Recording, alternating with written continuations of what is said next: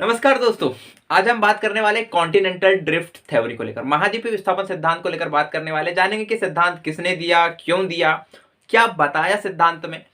तो साथ ही साथ ये भी जानेंगे दोस्तों इसी सिद्धांत में कि हमारे जो कॉन्टिनेंट है, जो अभी स्टेबल देखने को मिलते हैं आपको, है ना, तो क्या ये अभी तक ऐसे स्टेबल रहे हैं, क्या क्या इसमें चेंजेस हुए हैं, वर्तमान में क्या ये गति कर रहे हैं और आगे क्या इनमें चेंजेस हो सकते हैं, इनकी स्थिति किस तरीके से परिवर्तित हो सकती है, ये इस वीडियो में हम जानने वाले। इस सिद्धांत में यही बताया गया है दोस्तों।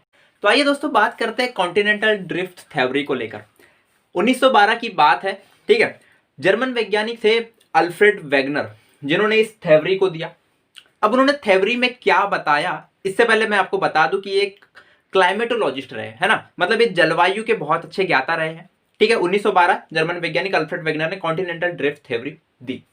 अब इन्होंने जो अपनी थ्योरी में बताया दोस्तों, उसने कहीं ना कहीं आने वाले इतिहास के लिए एक नई ही दिशा मोड़ दी, है ना। तो और इसकी थ्योरी को देखते हुए बहुत अच्छी अच्छी थ्योरी आई है, जिससे हम आज वर्तमान में कॉन्टिनेंट्स को और अच्छे से देख सकते हैं। काफी ज्यादा ट्रांसपेरेंसी आ चुकी है। तो इन्होंने बताया कि वर्तमान में हम जैसे कॉन्टिनेंट देखते हैं ना, ऐसे कॉन्टिनेंट बिल्कुल नहीं थे। मतलब हम जिस प्रकार से एशिया को देख रहे हैं, एशिया से सटे हुए यूरोप को देख रहे हैं, है ना, ऑस्ट्रेलिया को अलग देख रहे हैं, अफ्रीका को अलग देख रहे हैं, अमेरिका की बात करें तो उनको अपने अलग ही देख रहे हैं। तो इस टाइप के नहीं थे। तो कैसे थे? अगर मैं बात करूं approx 200 to 300 billion years ago की, तो वहां पे आपको देखने को मिलेंगे पूरे के पूरे कॉन्टिनेंट दोस्तों एक ही जगह। आप यहाँ पे इस चित्रों में साफ साफ देख पा रहे होंगे कि यहां से 200 टू 300 बिलियन ईयर्स एगो इसकी स्थिति ऐसी थी। मतलब पूरे के पूरे कॉन्टिनेंट, चाहे मैं उस सातों कॉन्टिनेंट की बात करूं, वो एक ही जगह थे, ठीक है। अब चूंकि पूरे कॉन्टिनेंट एक जगह थे और काफी एक बड़ा लैंड मास बन चुका था, इसको कहा गया सुपर कॉन्टिनेंट कहा जाता है। अगर आप कॉन्टिनेंट पूरे मिल चुके हैं, यहाँ पर एक बहुत बड़ा कॉन्टिनेंट बन चुका है, इसको सुपर कॉन्टिनेंट कहा गया। और वेगनर महोदय ने इसको नाम दिया पेंजिया। वेगनर महोदय ने इसको कहा पेंजिया। तो याद रखना, जो पूरा का पूरा लैंड मासेस था उसको कहा गया पेंजिया। अब ये जो पूरा लैंड मासेस था ना, ये सराउंडेड था किससे? बाय वाटर बॉडी, है ना। It is surrounded by water body. इसको कहा गया पेंथालासा। तो पूरा का पूरा जो वाटर बॉडी थी, अगर आप इसको कहना चाहे तो सुपर ओशियन भी कह सकते हैं, जिस प्रकार से आप इसको सुपर कॉन्टिनेंट कह रहे हैं। तो ये सुपर ओशियन जो था वो था पेंथालासा। समझ गए होंगे आप दोस्तों कि यहां से 200 या 300 बिलियन ईयर्स पहले ऐसी स्थिति थी कि पूरा का पूरा कॉन्टिनेंट एक जगह सीमित था, जिसको पेंजिया कहा गया। और वो पूरा का पूरा ढका हुआ था किससे? मतलब घिरा हुआ था किससे? जल राशियों से, और जिसको कहा गया पेंथालासा, ठीक है। तो इतना समझ गए। अब क्या हुआ, अचानक से कार्बोनिफेरस युग के बाद अचानक से वेगनर महोदय के अनुसार कुछ बल उत्पन्न होते हैं, कुछ फोर्स का ओरिजिन होता है, ठीक है।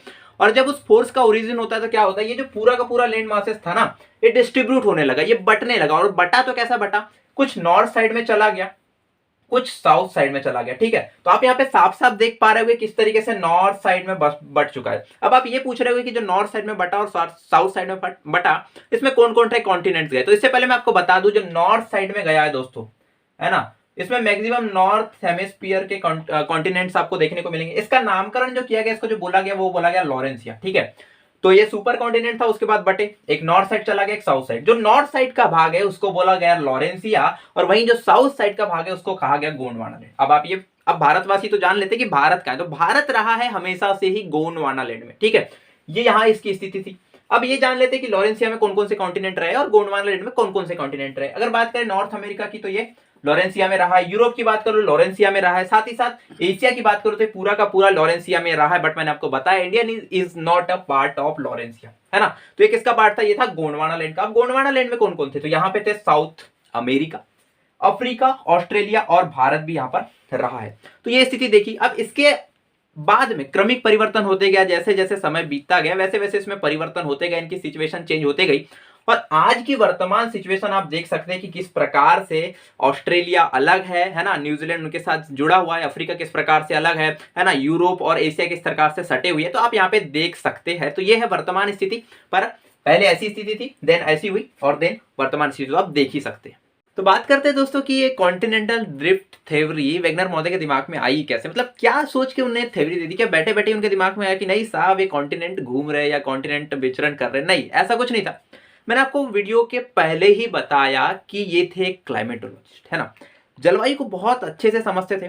जैसे इन्होंने देखा जो साइबेरिया वाला एरिया है, अगर मैं साइबेरिया वाले एरिया की बात कर रहा हूँ, मतलब रूस का वो एरिया जो एशिया में पड़ता है, ठीक है।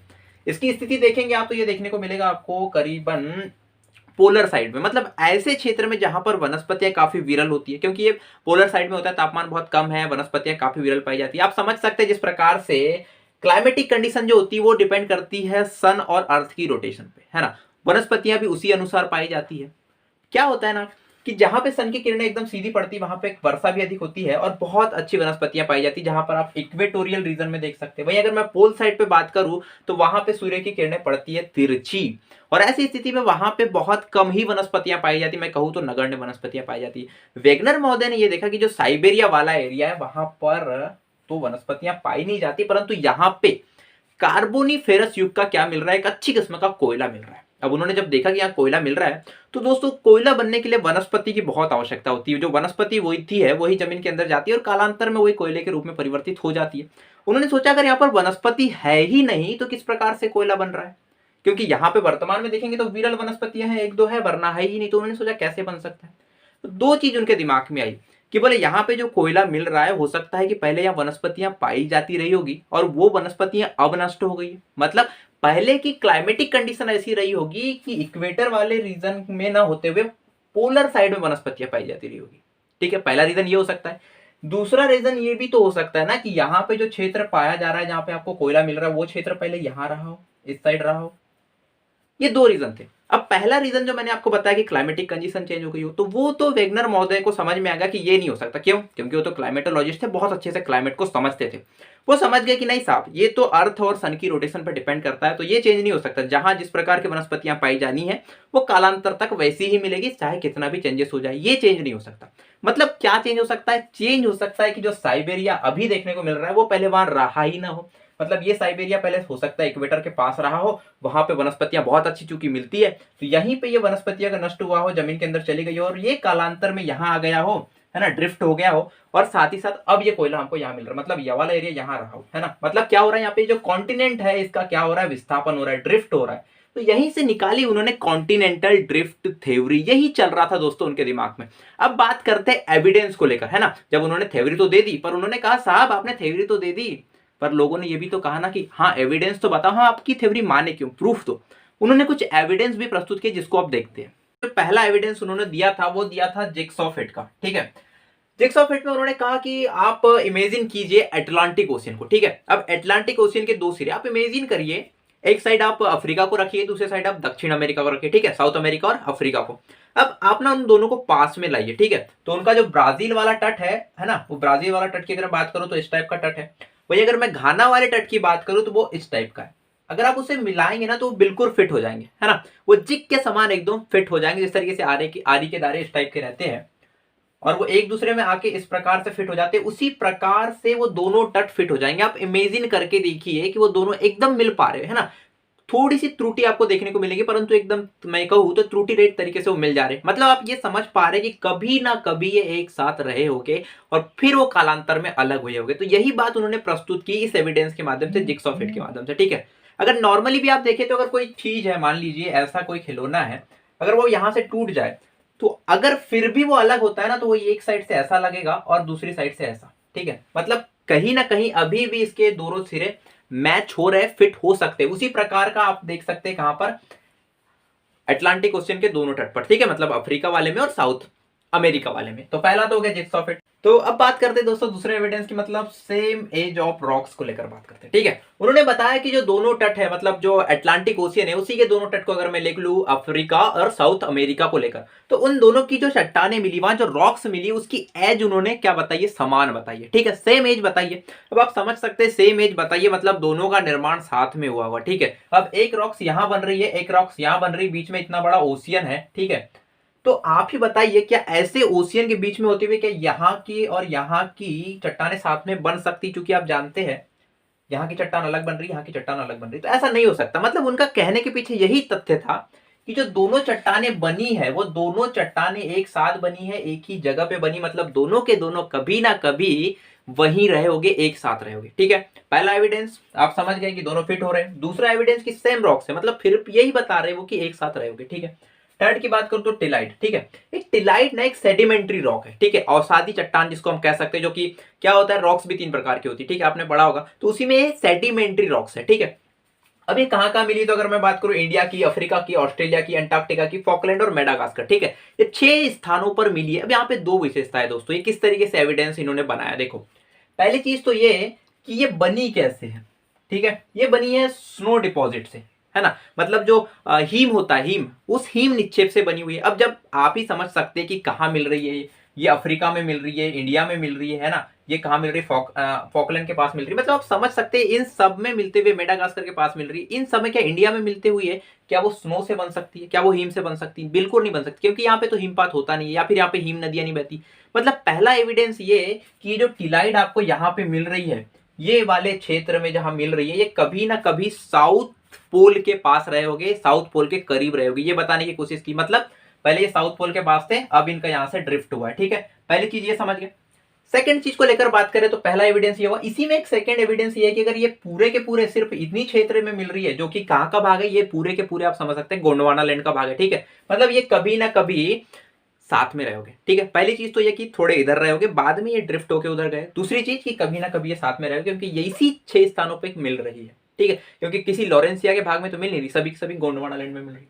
प्लेजर डिपॉजिट्स को लेकर मैं बात करूं तो आपने घाना तट सुना होगा, है ना, ठीक है, जो घाना का कोस्ट है, उस घाना कोस्ट में सोना मिलता है, मतलब वहां पे गोल्ड मिलता है, ठीक है, गोल्ड तो मिलता है, परंतु वहां पे वो रॉक्स नहीं है जिससे गोल्ड निकाला जा सके। आप समझते होंगे कि जो रॉक्स होती है वो मिनरल से बनती है ना, मतलब खनिजों से क्या बनती है, चट्टाने बनती है, ठीक है। अब जिस प्रकार की चट्टान होगी, जिस प्रकार की रॉक्स होगी, उसी प्रकार का वहां पर खनिज होगा। पर वहां पे ऐसा नहीं है, वहां पे क्या है घाना तट पे कि वहां गोल्ड तो है साहब, है ना, गोल्ड तो है, पर वहां पे वो रॉक नहीं है जो कि रॉक होनी चाहिए, किसके लिए, गोल्ड के लिए। तो वहां पे वो आया कैसे गोल्ड, वो आया है ब्राजील के तट से। इन्होंने बताया कि वो आया है ब्राजील के तट से। मैंने आपको पहले ही बताया कि आप ब्राजील और घाना के तट को मिला, ये सेम मिल जा रहे हैं। मतलब उन्होंने बताया कि जो घाना के तट पे गोल्ड मिल रहा है ना, वो गोल्ड कहीं और का नहीं है, वो गोल्ड आ रहा है कहाँ की रॉक से, वो आ रहा है ब्राजील की रॉक से, है ना, जो ब्राजील का प्लाटून है वहां पे रॉक्स मिलती है जहां से सोना निकाला जा सके। तो उन्होंने बताया कि ये दोनों मेज थे, एक ही जगह थे, और वहां से ये अभी सोना जो मिल रहा है ये ब्राजील की रॉक का है, न कि वहां पे कोई रॉक पाई जाती है, ठीक है, ये एक एविडेंस दिया उन्होंने। अब ये जो है डिस्ट्रीब्यूशन ऑफ फॉसिल्स, मतलब जो जीवाश्म है, जीवाश्मों का वितरण भी कहीं ना कहीं, जिस प्रकार से मैंने एज बताया आपको, उसी प्रकार से जीवाश्म का वितरण भी एक एविडेंस के रूप में काम करता है। जैसे मैं लेमूर की बात करूं, लेमूर एक जीव है जो कि आपको देखने को मिल रहा है भारत में, मेडागास्कर में और अफ्रीका में, ठीक है, आप समझ सकते हैं भारत, है ना, मेडागास्कर और अफ्रीका। अब आप समझ लीजिए कि कितना अंतर है, फिर भी वो इंडिया के कोस्ट में देखने को मिल रहा है, ठीक है, वो मेडागास्कर में देखने को मिल रहा है, वो अफ्रीका के कोस्ट में देखने को मिल रहा है। मतलब आप समझ सकते हैं कि ये कभी ना कभी ये पूरे के पूरे क्षेत्र कहाँ रहे होंगे, ये एक साथ रहे होंगे, तभी तो यहाँ पे जीवाश्म मिल रहे हैं, ठीक है। और इन तीनों क्षेत्रों को यहाँ पर लेमूर नाम का जो जीवाश्म मिल रहा है, इसी इसको बोलते हैं लेमूरिया, ठीक है। तो संयुक्त रूप से कभी पूछा जा सकता है कि अफ्रीका, मेडागास्कर और इंडिया को ये लेमूरिया कहते हैं, ठीक है। तो ये भी इसका एक एविडेंस था। साथ ही साथ अगर मैं बात करूं the shape who made by snow, है ना, तो ऐसे सेप को लेकर अगर मैं बात करूं कहां कहां की, अगर मैं ब्राजील के तट को लेकर बात कर लूं, घाना के तट को लेकर बात कर लूं, या ऑस्ट्रेलिया में, तो ये ऐसे क्षेत्र है जहां पर कोई भी आकृतियां स्नो से नहीं बन सकती वर्तमान में। परंतु यहां पे कुछ ऐसी आकृतियां मिली है जिनका निर्माण स्नो से हुआ है, बर्फ से हुआ है, या हिमनद से हुआ है, ठीक है। तो उन्होंने बताया कि ये अभी नहीं हुआ, ये पहले हुआ होगा, कालांतर में ये साउथ पोल के पास रहे होगे। जिस प्रकार से मैंने आपको यहाँ पर बताया साउथ पोल के पास रहे होगे, ये टिलाइट को लेकर बात की थी कि साउथ पोल के पास रहे होगे, उसी प्रकार इसमें भी उन्होंने बताया कि अगर हिम नद से मिली हुई यहाँ पर आकृतियां मिल रही है, तो कहीं ना कहीं ये साउथ पोल के पास पहले ये क्षेत्र रहा होगा, वहां से फिर ये क्या किया है, ड्रिफ्ट किया है, वहां से विस्थापन किया है और ये यहाँ आया। तो ये थे एविडेंस, जिक्स ऑफ इट, दोनों चट्टान मिल रही है, सेम एज है रॉक की, है ना, टिलाइट 6 जगहों पर मिल रही है, ठीक है। प्लेजर निक्षेप की बात करूं तो वहां पर गोल्ड मिलने वाली रॉक नहीं पर गोल्ड है, ठीक है, और वो कहां से, ब्राजील के कारण है। डिस्ट्रीब्यूशन ऑफ फॉसिल्स को लेकर लेमूरिया की बात की, लेमूर जैसा जीवाश्म जो 3 जगह पे देखने को मिल रहा है। साथ ही साथ बात की हमने सेपमेट, स्नोमेड सेप की, है ना, कि ऐसी कुछ आकृतियां जो कि किससे बनी, स्नो से बनी, परंतु वो क्षेत्र तो ऐसा नहीं है यहाँ पे स्नो हो या फिर हिमनद वहां पे पाई जाती हो, परंतु उन्होंने बताया कि कहां से गई है, साउथ जो पोल है वहां से गया है ये विस्थापित होते हुए, ठीक है। तो ये थे एविडेंस। तो दोस्तों आइए बात करते हैं कि ऐसे कौन कौन से फोर्स थे, है ना, और वो कब ऐसे अचानक से ओरिजिन हो गए और किस तरीके से ड्रिफ्ट हुआ। तो वैगनर महोदय ने जो फोर्स बताया उसकी सबसे पहले बात कर लेते हैं। वैगनर महोदय ने जो बताया वो ये बताया कि ये पहले एक था, ये भी यही था, मतलब ये नॉर्थ साइड की ओर ड्रिफ्ट किया, विस्थापित हुआ है। इसके लिए उन्होंने फोर्स बताया ग्रेविटेशनल फोर्स। कौन सा फोर्स बताया दोस्तों, ग्रेविटेशनल फोर्स, गुरुत्वाकर्षण बल को इसने प्रभावी बताया, किसके लिए, नॉर्थ साइड में जाने के लिए, ठीक है। अब कहीं ना कहीं अगर आप इसको देखें तो ये एक अतर्क संगत दिखता है ना, और अगर तर्क संगत है भी तो ग्रेविटेशनल फोर्स इतना प्रभावी नहीं हो सकता कि इतने बड़े कॉन्टिनेंट को ही नॉर्थ की ओर ढकेल दे, ठीक है। पहला फोर्स तो मेरे हिसाब से कहूं या फिर किसी के भी हिसाब से, है ना, इसको नकार ही दिया गया। दूसरा फोर्स जो उन्होंने बताया कि जो पश्चिम की ओर जा रहा है वो किस लिए जा रहा है, तो उन्होंने टाइड फोर्स बताया, जो जौर भाटा बल होता है उसको इसके लिए प्रभावी बताया। ठीक है, मतलब उत्तर की ओर जा रहे हैं तो गुरुत्वाकर्षण बल, और पश्चिम की ओर जा रहे हैं, वेस्ट की ओर जा रहे हैं तो उन्होंने क्या बताया, यहां पर काम कर रहा है टाइट फोर्स, यहाँ पे जौर भाटा बल कार्य कर रहा है ना। क्योंकि दोनों फोर्स की बात करो दोस्तों तो पर्याप्त नहीं है कॉन्टिनेंटल को ड्रिफ्ट कराने के लिए, विस्थापित करने के लिए। ठीक है, दोनों फोर्स पर्याप्त नहीं है। अब बात करते हैं कि ये फेल क्यों हुआ। ठीक है, तो फेल होने के पीछे पहला कारण तो यही है कि इन्होंने जो फोर्स बताए, है ना, इन्होंने जो फोर्स की बात की वो पर्याप्त नहीं है ना, ये इनफ नहीं है कि आप इसके माध्यम से ही क्या कर सके, कॉन्टिनेंट को ड्रिफ्ट करा सके। पहली चीज तो कि फोर्स। दूसरा जो इन्होंने जिग्स ऑफ फिट बताया कि दोनों जो कॉन्टिनेंट मिल जाते वो पूर्णतः नहीं मिलते। आप समझ सकते दोस्तों कि यहां पर भी जो दक्षिण अमेरिका है और अफ्रीका जो है, इनकी कोस्ट लाइन मिलती तो है पर पूर्ण रूप में नहीं मिलती। तो दूसरा चीज ये पहला फोर्स हो गया। दूसरा अब जिग्स ऑफ फिट बता रहे वो भी अच्छे से मैच नहीं हो रहा है। तीसरा साहब बहुत अच्छा है कि मैंने आपको बताया कि 200 से अप्रॉक्स 200 से 300 मिलियन, है ना, बिलियन ईयर्स को अचानक से ऐसा होता है कि ये क्या करने लगते हैं, ड्रिफ्ट करने लगते हैं।